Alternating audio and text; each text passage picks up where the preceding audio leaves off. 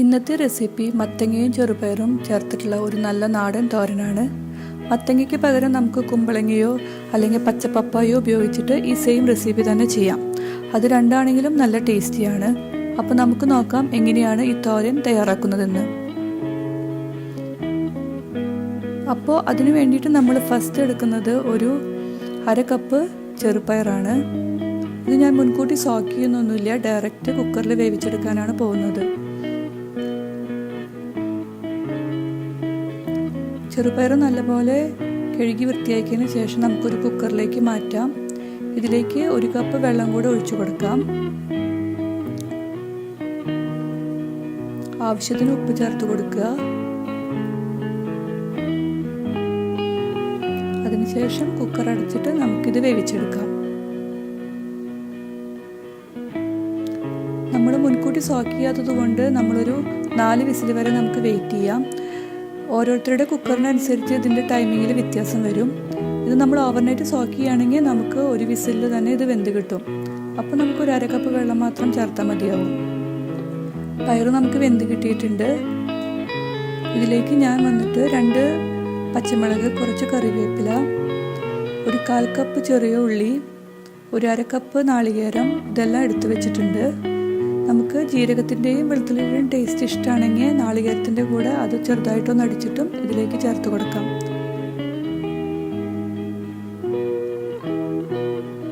ഇപ്പം എണ്ണ നല്ലവണ്ണം ചൂടായിട്ടുണ്ട്. ഇതിലേക്ക് നമുക്കൊരു ടീസ്പൂൺ കടുക് ഇട്ട് കൊടുക്കാം. കടുക് നല്ലവണ്ണം പൊട്ടിയിട്ടുണ്ട്.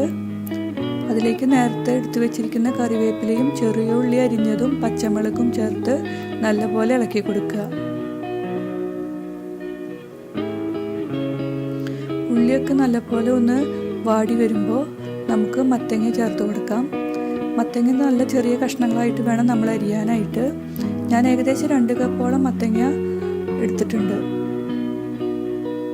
ആവശ്യത്തിന് മഞ്ഞൾപ്പൊടി ചേർത്ത് കൊടുക്കുക.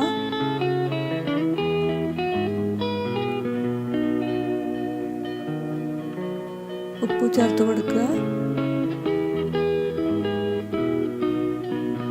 വീണ്ടും നല്ലപോലെ ഇളക്കി യോജിപ്പിച്ചെടുക്കാം. ഇത് നമുക്ക് അടച്ചു വെച്ചിട്ട് വേവിച്ചെടുക്കാം. ഇതിൽ ഞാൻ ഒട്ടും വെള്ളം ചേർക്കുന്നില്ല. ഇത് ആവിയിൽ വേണം ഇത് കുക്കായിട്ട് വരാനായിട്ട്. ചെറുപയർ വേവിക്കുമ്പോൾ എപ്പോഴും ഇതുപോലെ സെപ്പറേറ്റ് ആയിട്ട് വേണം നമുക്ക് കിട്ടാനായിട്ട്. ഒട്ടും കുഴഞ്ഞു പോവാതെ വേവിച്ചെടുക്കാനായിട്ട് ശ്രദ്ധിക്കണം.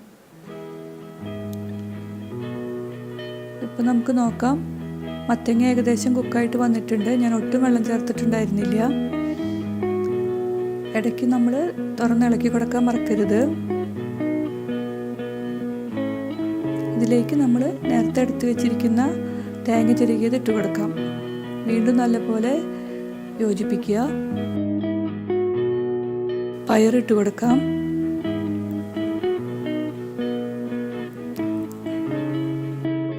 എല്ലാം നല്ലപോലെ ചേർത്ത് മിക്സ് ചെയ്യാം. ഏകദേശം ഒരു 5 മിനിറ്റോളം നമുക്ക് എല്ലാം കൂടെ സിമ്മിലിട്ട് കുക്ക് ചെയ്തെടുക്കാം. ഇപ്പോൾ ഏകദേശം നമ്മുടെ തോരൻ റെഡി ആയിട്ടുണ്ട്. ലാസ്റ്റായിട്ട് നമുക്ക് കുറച്ച് പച്ചവെളിച്ചെണ്ണ കൂടെ ഒഴിച്ചു കൊടുക്കാം.